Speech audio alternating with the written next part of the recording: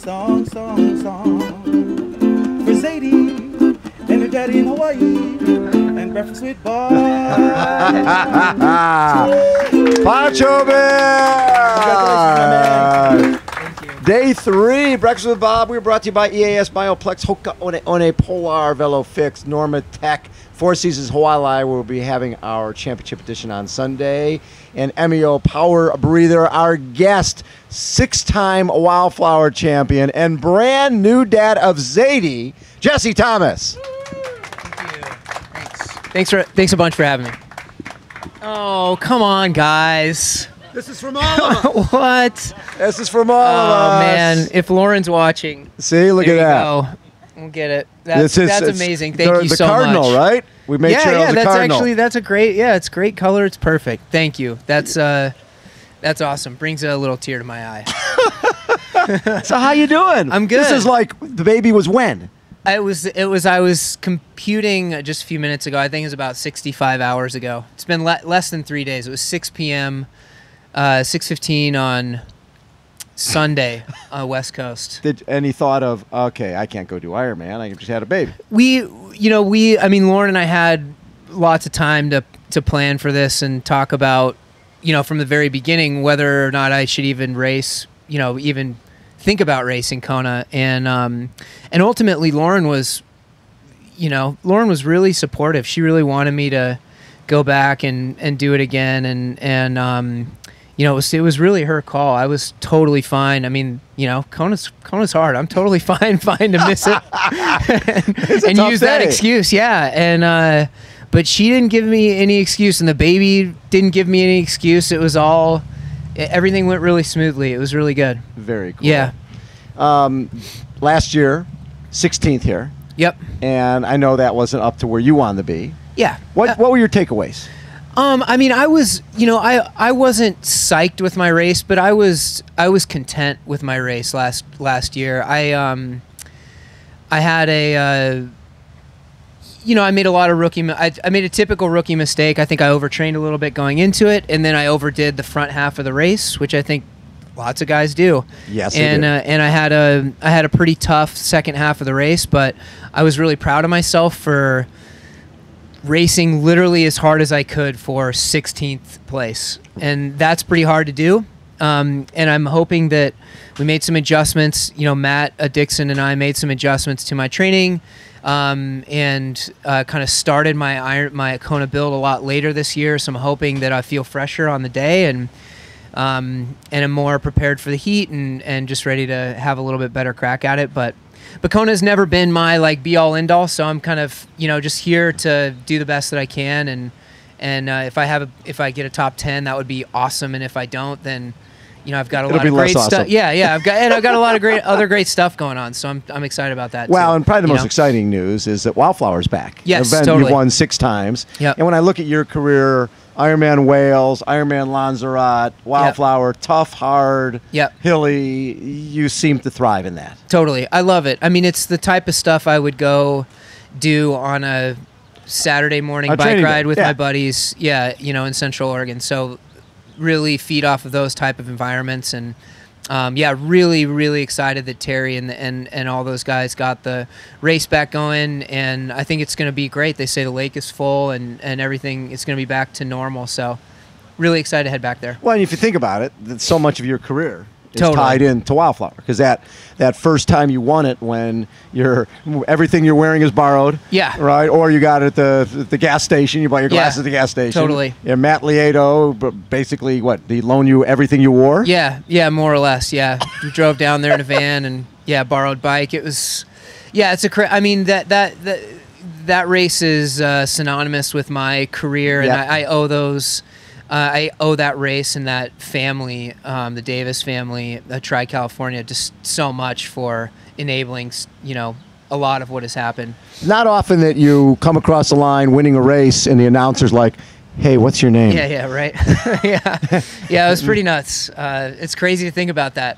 And in some of the races, I think it was you'd won it twice. You won it 3 times, but at the third time, the Wildflower finishes with this long downhill, Lake San Antonio there, and you knew you broke your foot going down that hill. Yeah, it was actually around mile 6 on the long, kind of rocky downhill into a hard right turn, Yes. and felt my foot had been bothering me for weeks, and kind of felt something kind of give right there. But had a lot of adrenaline. I was running with Leon Griffin and at the front of the race, and made it through the race. And then as soon as I crossed the finish line, I gave my mom a hug. She was there, and I said, my foot's broken, and she was like, what? and it was broken. It hurt so bad. Ironically, that was 5 weeks before Jude, my son, was born. Yes. So it kind of was this great thing anyway for me to be able to just be present with my wife at home and not have to worry about racing and training and everything as much. So and then the next time you were able to race was Yeah.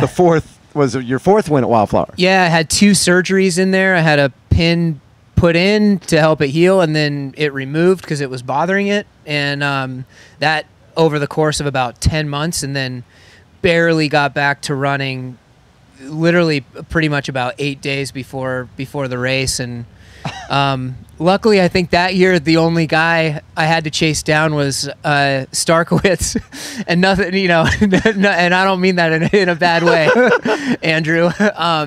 But luckily was able, it wasn't my best run, but was able to catch it. Good enough. So, yeah, totally. Good enough. Yeah. And when you did your first Ironman was which? Was it Wales? It was Wales, yeah. And you won that. Yep. And Lanzarote, is that your second one? That was my second. And you won that. Yeah. So this Ironman stuff's pretty easy. Yeah, right. Well, I learned last year at this race it's not easy. It's a lot harder when you're not winning the race. Yeah. Yeah. What when you look back, your background is fascinating. A steeplechaser, MBA guy, starting your own business. You're balancing dad now of 2. Picky Bars, which is a real business, right? Yeah. How big has Picky Bars become? We're gonna be over $2.5 million in revenue this year, which I'm very, very proud of. Yeah. And we haven't raised any money for that. That's 100% owned by Lauren and I, and That's awesome. And cash flowed itself, and we have 11 great employees all in Bend, and we're providing jobs in Central Oregon. It's a real. I'm very proud of it. It's a cool deal. How does that help you with your training and racing? Because a lot of this it can be a very selfish sport. You got to go out and ride, run, swim, and spend time away from the family. But you're also a guy you've got a real that's a business. Yep. And you've got is Lauren the CEO, or are you guys co-CEOs? What's the deal? I'm the CEO. I mean, Lauren is Lauren's involved. I mean, she was the creator of the product, and right. and she's now involved as kind of the primary advisor to me. Which happens, as you can imagine, all the time. And what was Lauren's 5K PR?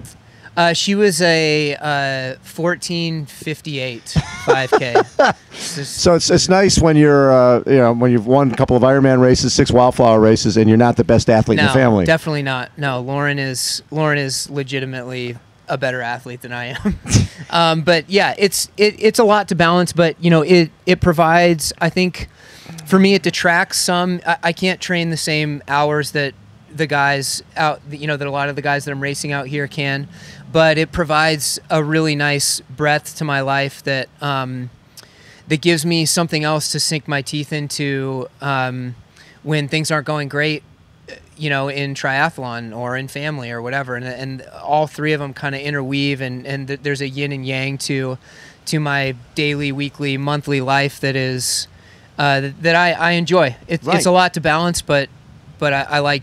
You're a multitasker. I prefer having it that way.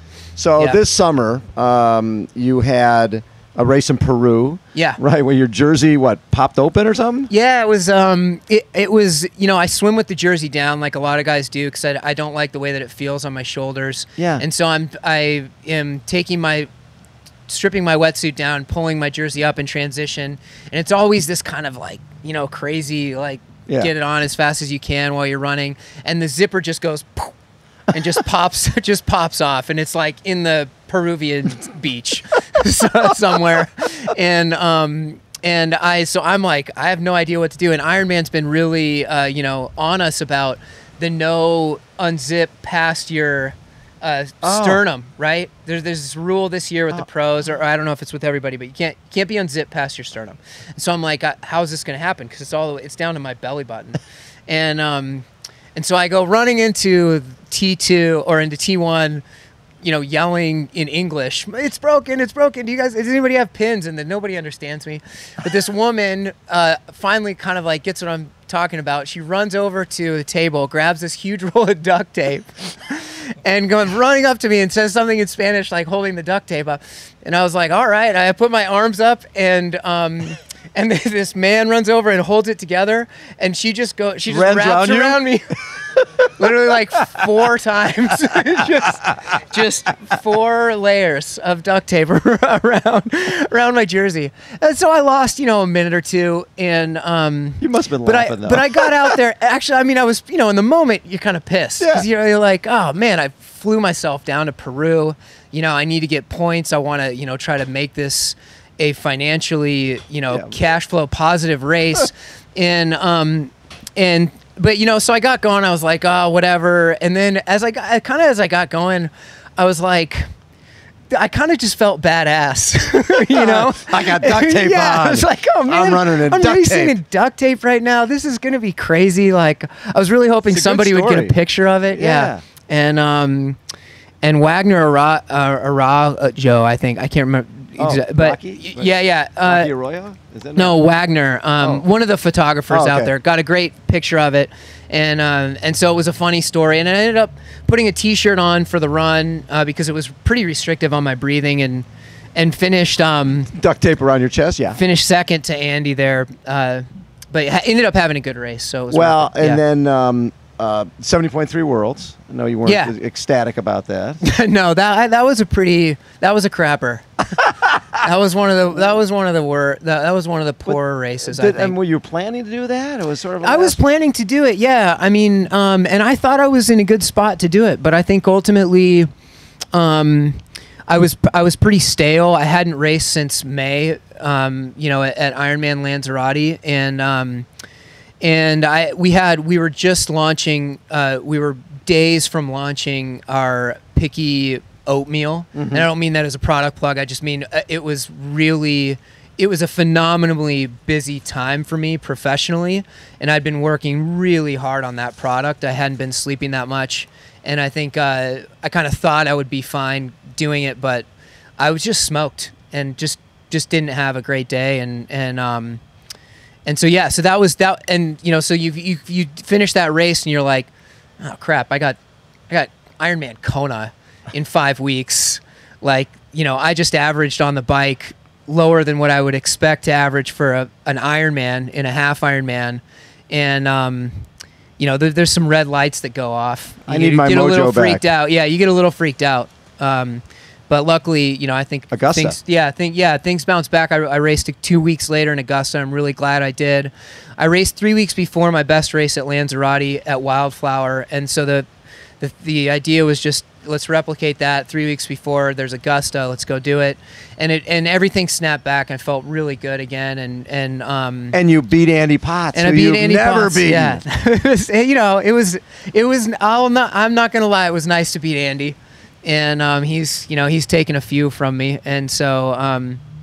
It was a good race, and really happy with it. I remember watching Oceanside. Yeah, that was a tough one. 70.3. You had a great battle with him. Yeah, totally. But he got you. Yeah, totally. And this time you were 40 seconds down out of T2? No, I put a little gap. I was 40 seconds down from Matt Russell. Oh, Matt Russell. But okay. I put a gap on Andy. Yeah. Okay. And then he clawed some of it back, but then I think I ended up pushing it back open a little bit on the run. So, yeah, it was good. As at 37. And like you said, balancing everything. Yep. How have you had, you and Matt Dixon, how have you had to change your approach to these races? 70.3, full Ironman. Yeah. And you got to recover. And all the rest. I mean, there's no doubt. I think this year is the first year that I have legitimately, felt my age a little bit. And I don't mean I felt 37, but starting to feel like, hey, it's taking me a little bit longer to recover from stuff, and I'm not hitting certainly not some of the best running I've done, you know, because I've been running a long time. So, you know, so I see that, and I know I need to adapt. So yeah, I mean, we you know, I rest more. I think the main the key to my kind of training philosophy ultimately with Matt Dixon, and it's Matt's philosophy, is just flexibility and balance. You know, I have a plan, and we always have a plan, and it's always it's a strong plan, but day to day it gets changed a lot depending on what's happening with my family, what's happening at Picky Bars, how I feel, and you have to be really confident and self-aware as an athlete to allow yourself to do that, I think. So after this race, a little time off? Yes, I actually set, I think maybe for the first time in 7 or 8 years of Picky Bars, I set an auto vacation responder. Really? Yes, I did. I set it last week, and I said, hey, I'm going to Kona, and I'm having a baby. I'll email you in November. I'm going to be a little out of touch for a while. Yeah, totally. And so I'm going to do that, and I'm just going to relax and hang out with my family as much as I can when I'm done. Good for you, yeah, Jesse. Thanks. Hey, thanks so much for taking time. Yes. Love having you with us. How about a round of applause? Thank you. For Mr. Jesse Thomas. It's a song for Lauren and Jesse and baby Zadie and Breakfast with Bob. Yeah, Pacho Man. Your own song already. Yeah, man, perfect. I love that.